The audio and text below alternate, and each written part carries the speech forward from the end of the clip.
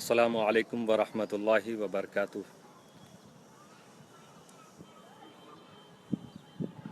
رمضان مکرم کے اب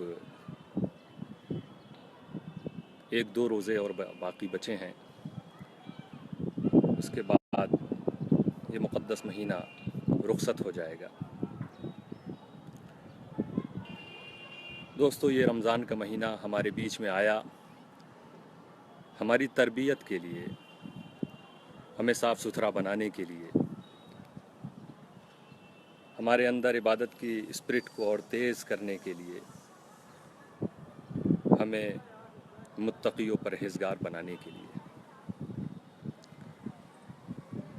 اب عید کی شب کے آنے سے پہلے ہمیں یہ محاسبہ کرنا چاہیے کہ رمضان کے روزوں کا جو مقصد تھا، رب قدیر نے فرمایا یا ایھا الذین آمنوا کتب علیکم الصیام کما کتب علی الذین من قبلکم، اے ایمان والو، تم پر روزے فرض کیے گئے جیسا کہ ان لوگوں پر فرض کیے گئے جو تم سے پہلے آئے۔ کیوں؟ لعلکم تتقون، تاکہ تم پرہیزگار ہو جاؤ، تم خوف خدا والے بن جاؤ، تقوی والے بن جاؤ، تم صاف ستھرے ہو جاؤ۔ ایک مہینہ ہمیں صاف ستھرا رکھنے کے لیے، متقی پرہیزگار بنانے کے لیے اللہ تعالیٰ نے رمضان جیسے مقدس مہینے میں ایک قسم کے ایک ٹریننگ کیمپ یہ خدا کی طرف سے لگا۔ اس میں ہمیں ٹریننگ دی گئی کہ اے اللہ کے بندو، تمہیں اللہ کی مرضی کے مطابق اپنی زندگی کو گزارنا ہے۔ وہ چیزیں جو تم سال بھر کھاتے پیتے تھے اور خدا کی طرف سے بھی حلال تھی، وہ روٹی، وہ دال، وہ چاول، وہ سالن، وہ پھل، وہ شربت، لیکن اللہ نے رمضان کے دنوں میں تمہیں منع کر دیا، تم رک گئے۔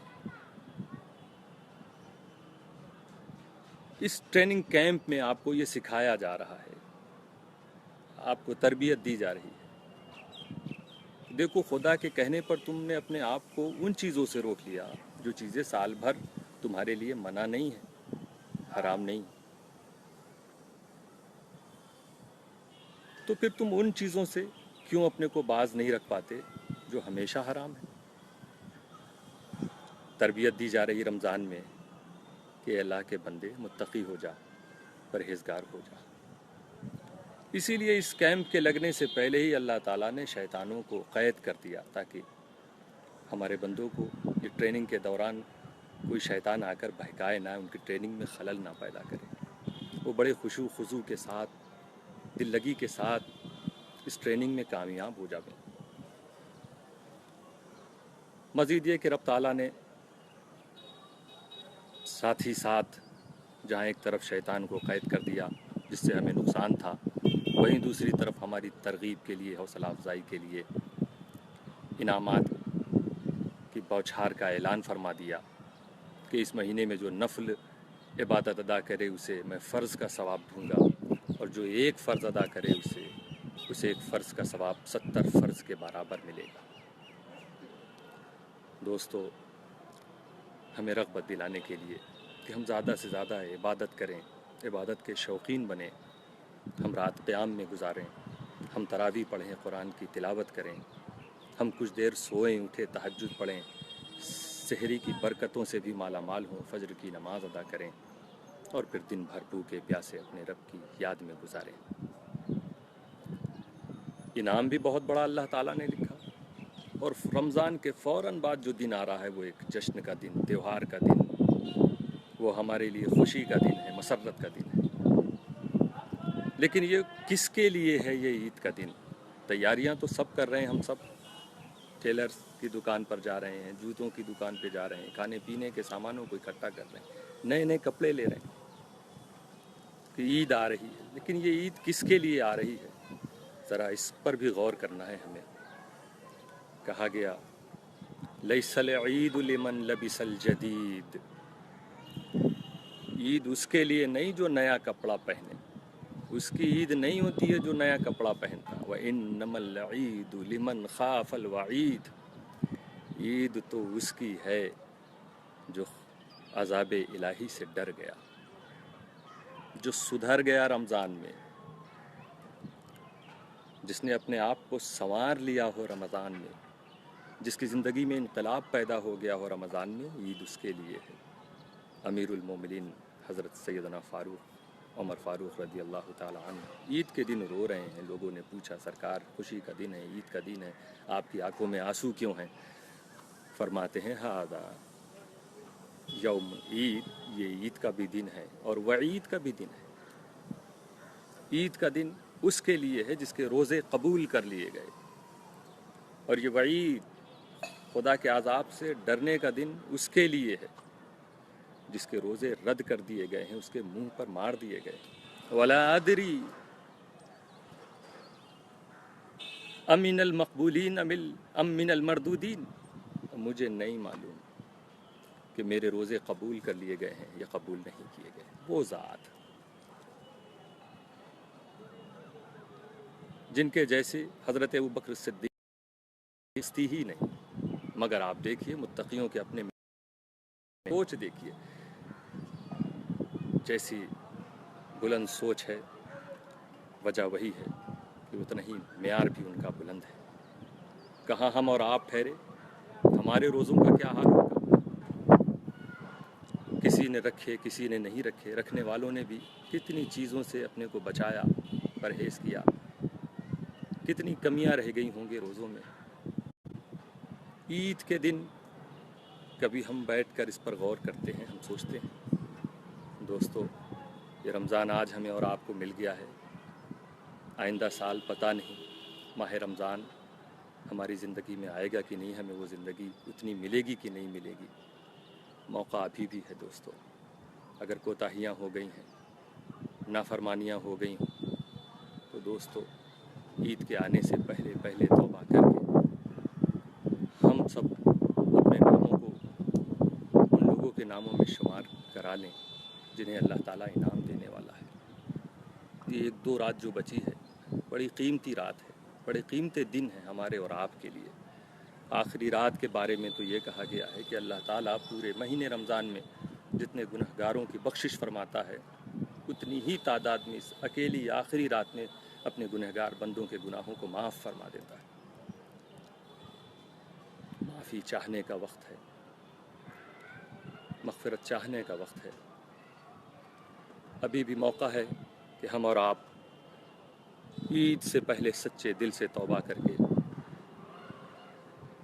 جو بھی ساعتیں بچی ہیں ہم ان کا احترام کریں، اس میں اللہ کی عبادت کریں، اطاعت کریں. اور عید کے دن سے بھی ہمارے عمل میں وہ چیز نظر آنی چاہیے کہ واقعی ہماری توبہ قبول ہو چکی ہے. لعلکم تتقون، اللہ فرماتا ہے یہ روزے اس لیے تھے کہ تم نیک بن جاؤ، تم متقی بن جاؤ، تم سنور جاؤ. اسی لیے میں نے کہا کہ یہ ٹریننگ آپ کو دی گئی. آپ دیکھیے ایک روزے دار کی حالت کو، جب وہ سحری کر رہا ہے اور اچانک اعلان ہو گیا کہ سحری کا وقت ختم، اس کے ہاتھ میں لقمہ جو ہوگا اسے بھی وہ پلیٹ میں واپس رکھ دیتا ہے، نہیں وہ داخل کرتا ہے منہ میں. یہ وقت ختم ہو گیا. کیوں؟ کیونکہ اس کہتا ہے کہ میں اس پروردگار کا بندہ ہوں جس نے یہ حکم دیا ہے. روزے کی حالت میں دن بھر نہ جانے کتنی بار وہ وضو کرتا ہے، اور ہر وضو میں کم سے کم 3 بار وہ منہ کے اندر پانی لے جاتا ہے. زبان تر ہوتی ہے، دانت تر ہوتے ہیں، سارے حصے تر ہوتے ہیں، مگر ایک قطرہ بھی اپنے حلق کے اندر وہ جانے نہیں دیتا ہے. کیوں؟ کیونکہ وہ کہے گا میں اس پروردگار کا بندہ ہوں جس نے مجھے حکم دیا ہے کہ ایک قطرہ بھی اندر نہیں جانا چاہیے.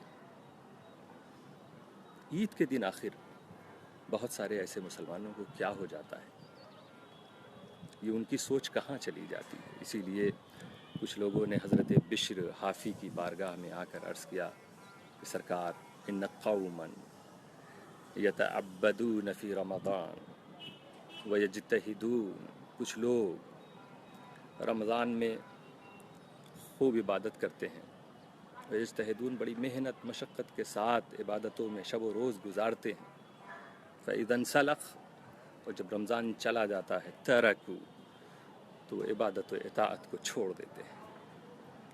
حضرت بشر حافی فرماتے ہیں بئس القوم لا يعرفون اللہ الا فی رمضان، یہ کتنی بری قوم ہے جو صرف رمضان میں اپنے معبود کو پہچانتی ہے۔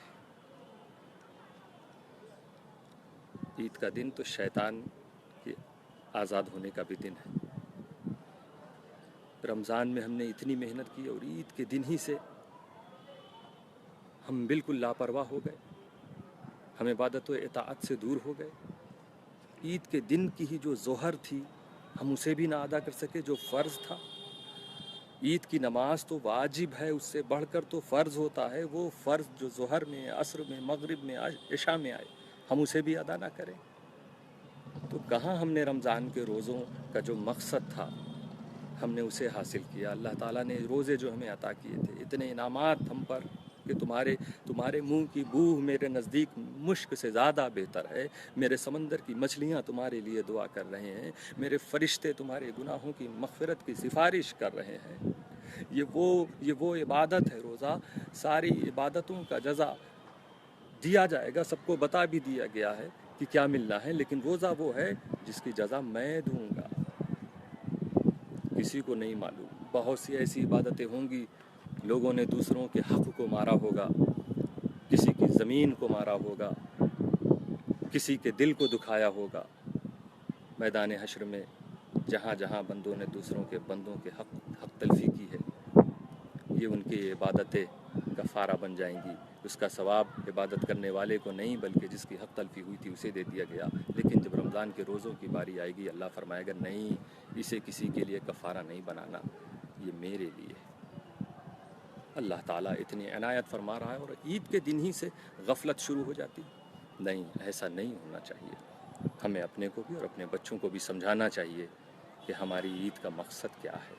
آج اللہ تعالیٰ بلا رہا ہے عید میں، سب سے پہلے اس نے نماز کے لیے بلایا ہے۔ اور کس طرح سے دوستو کہ رمضان میں جو ٹریننگ دی گئی اس کا اثر دیکھنے کو مل رہا ہے کہ رمضان میں تمہیں بلایا جا رہا ہے، تم آؤ، دن میں روزہ رکھو، مغرب میں نماز پڑھو، عشاء میں پڑھو، پانچوں وقت پڑھو، عبادتیں کرو۔ جب تم سال بھر کی نماز کا یہ حال ہے، جب تم جاتے ہو نماز کے لیے تو آذان ہوتی ہے، پھر اقامت ہوتی ہے، لیکن رمضان کی تربیت ایسی تربیت ہے کہ اس کی طرف رب تعالیٰ گویا رب کریم کی طرف سے یہ اشارہ دیا جا رہا ہے کہ اے بندے، اب تو ایسا ہو گیا ہے کہ عید کی نماز میں نہ مسجدوں میں آذان ہوگی، نہ اقامت کہی جائے گی، اور میرے سارے بندے عبادت کے لیے تیار ہو کے اپنے آپ پہنچ جائیں گے۔ یہ اسپرٹ جو رمضان میں ہمیں سکھائی گئی ہے، جو تعلیم دی گئی ہے، ہمیں عید کے دن سے اسے آگے بڑھانا ہے۔ ہمیں اطاعت خدا اور اطاعت رسول میں اپنی ساری زندگی کو گزارنا ہے، اس رمضان کو اپنی زندگی کا آخری رمضان سمجھ کے۔ آگے ہمیں رمضان ملتا ہے، سبحان اللہ، پھر ہم اس رمضان کے استقبال کریں گے اور وہ رمضان ہمارا استقبال کرے گا، وہ ہمارا استقبال کرے گا، وہ روزے ہمارا استقبال کریں گے، ہم ان روزوں کے لیے مشتاق رہیں گے۔ میرے دوستو، بہت ضروری ہے، عید کے دن بہت سی جو خرافات اور جو لوگ گناہوں میں مبتلا ہو جاتے ہیں انہیں رکنا چاہیے، اپنے بچوں کو بھی روکنا چاہیے۔ عید کے دن سب سے پہلے جو چیز ہمیں کرنے کا حکم دیا گیا ہے وہ صدقہ فطر ہے۔ ہم پہلے بھی آج بھی صدقہ فطر ادا کر سکتے ہیں اور کر بھی دینا چاہیے تاکہ ہم جن کو دیں وہ بھی اپنے یہاں عید کا کچھ انتظام کر سکیں۔ رسول صلی اللہ تعالیٰ علیہ وسلم نے فرمایا ادو صدقاتکم عن کل صغیر و کبیر نصف صاع من بر او صاع من تمر او شعیر، کہ یہ صدقہ فطر ادا کرو اپنی طرف سے اور اپنے چھوٹوں کی طرف سے، گھر میں جو بچے ہیں ان کی طرف سے، نصف سا گیہوں یا ایک سا کھجور اور جو۔ گیہوں عام طور پہ استعمال ہوتا ہے، اس کی مقدار 2 کلو 45 گرام کے برابر ہے۔ جو آپ کھاتے ہیں اپنے گھر میں گیہوں اور آٹا جس سے روٹی بنتی ہے تو 2 کلو 45 گرام جتنے میں آتا ہے، 2 کلو 50 گرام تقریباً، آپ بازار میں اس کی قیمت معلوم کر لیجیے جو آپ کھا رہے ہیں۔ تو ہر فرد کی طرف سے جو مالک نصاب ہے وہ اپنی طرف سے اور اپنے بچوں کی طرف سے وہ کسی فقیر و غریب کو دے دے، 2 کلو 45 گرام گیہوں دے دے یا اس کی قیمت دے دے، 50 45 55 روپیہ جو بھی پڑتی ہے آپ معلوم کر کے اسے ادا کریں اور جلد سے جلد وہ کریں. تو سب سے پہلے تعلیم دیکھ لیجیے. آج خوشی کا دن ہے لیکن اسلام یہ تعلیم دے رہا ہے کہ اپنی خوشی سے پہلے دوسروں کی خوشیوں کا خیال رکھنا.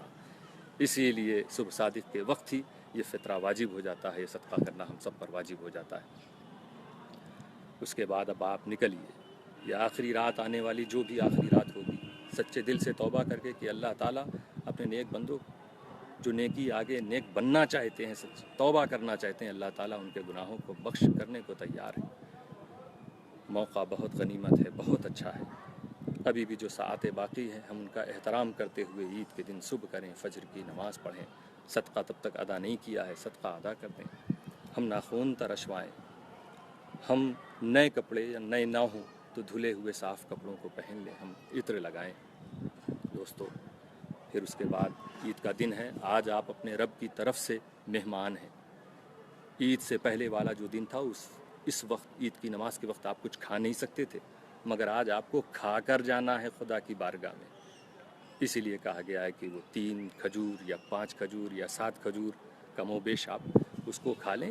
یہ بتایا جا رہا ہے اس میں کہ آج آپ روزے نہیں ہیں اور آپ کو آج آپ کے رب نے روزہ رکھنے سے منع کیا, اس لیے آج آپ کھا کے جائیں گے. ایسا نہیں کہ کسی بھی وقت دن میں کھا لیں گے, لیکن مستحب یہ ہے کہ آپ پہلے کھائیں گے.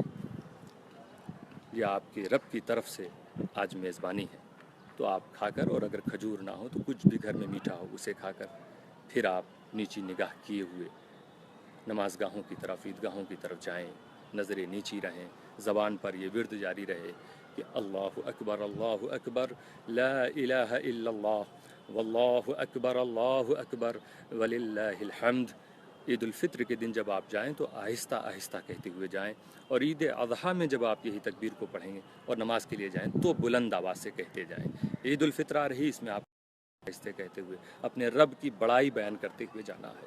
اور دوستو, اگر واقعی تم ستھرے ہو کے جا رہے ہو, تم سچی توبہ کر کے جا رہے ہو, تمہیں رمضان کا روزے کی حالت میں گزارا ہے, رمضان کی آخری شب میں اپنی مغفرت کو چاہتے ہوئے, رب سے گڑ گڑاتے ہوئے, سجدے کرتے ہوئے تم نے گزارا ہے, اور اب تم تیار ہو کر اپنے رب کی بارگاہ میں جا رہے ہو, تو تم گھر سے نکلے ہو اور تمہارا رب اپنے فرشتوں سے کہہ رہا ہے, یا ملائکتی, اے میرے فرشتوں, ما جزاء الاجیر اذا عمل عملہ, اے میرے فرشتوں, اس مزدور کی مزدوری کیا ہونی چاہیے جس نے اپنے کام کو کیا. اس عامل کا ثواب کیا ہونا چاہیے جس نے اپنے عمل کو پورا کیا. اللہ کے فرشتے عرض کریں گے, الہنا و سیدنا, اے ہمارے معبود, اے ہمارے آقا و مولا, ان توفیہ اجرہ, مولا تو انہیں بھرپور اجر عطا فرما, ان مزدوروں کو بھرپور, ان بندوں کو بھرپور اجر عطا فرما. اللہ تعالیٰ اپنے ان بندوں کو دیکھ کر بہت خوش ہے, فرشتوں کی ان باتوں سے بھی بہت خوش ہے. اللہ تعالیٰ فرماتا, اشہدکم, اے فرشتوں, میں تم سب کو گواہ بناتا ہوں, ان جعلت ثوابہم من قیامہم وصیامہم رضائی ومغفرتی, میں تم سب کو گواہ بنا کے کہہ رہا ہوں کہ میں نے ان کے رمضان کی راتوں کے قیام اور رمضان کے دن کے روزوں کے بدلے میں, اس کے ثواب میں نے انہیں اپنی رضا اور مغفرت عطا فرما دی ہے. سبحان اللہ. اللہ تعالیٰ ہم سب کے گناہوں کو بخش دے, اور عید کے دن ہم نیکیوں میں گزاریں. انعام کا دن ہے, جزا پانے کا دن ہے, گناہوں کی مغفرت کا دن ہے, تب یہ ہمارا جشن کا دن ہے. یہ وہ دن ہے جو تقوی اپنانے کا دن ہے. دوستو, رخصت ہوتے ہوئے رمضان کو ہم نیکیوں کے ساتھ رخصت کریں, عید کا استقبال ہم نیکیوں کے ساتھ کریں, اور ان دعاؤں کے ساتھ کہ اللہ تعالیٰ ہم سب کے ایمان و عقیدے کی حفاظت فرمائے, ہمارے بچوں میں, ہم سب کے, ہماری نسلوں میں, ان کے دلوں میں ہمیشہ ہمیشہ کے لیے عشق مصطفیٰ قائم فرمائے.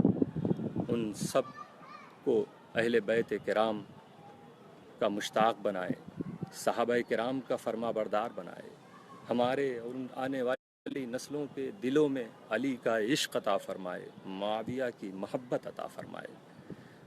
مولا امت مسلمہ کے ہر فرد کو دین و سنت کا خادم بنا.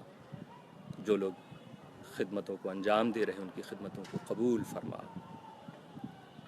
میں تمام اپنے بھائیوں کو, اقارب کو, امت مسلمہ کو, وہ لوگ جو مجھے جانتے ہیں ان سب کو میں اپنی طرف سے عید کی مبارکبادیاں دیتا ہوں، اور اپنے محدث اعظم مشن کے ان سپاہیوں کو بھی میں مبارکبادی پیش کرتے ہوئے کہوں گا کہ جس طرح آپ نے رمضان میں خدمت انجام دی ہے، آپ عید میں اور عید کے بعد بھی جو ہدایات آپ تک پہنچی ہیں آپ اس پر عمل کریں گے، آپ اپنے رب کو راضی کریں گے۔ حضور محدث اعظم کا فیضان انشاءاللہ تعالی قیامت تک ہم سب پر جاری رہے گا۔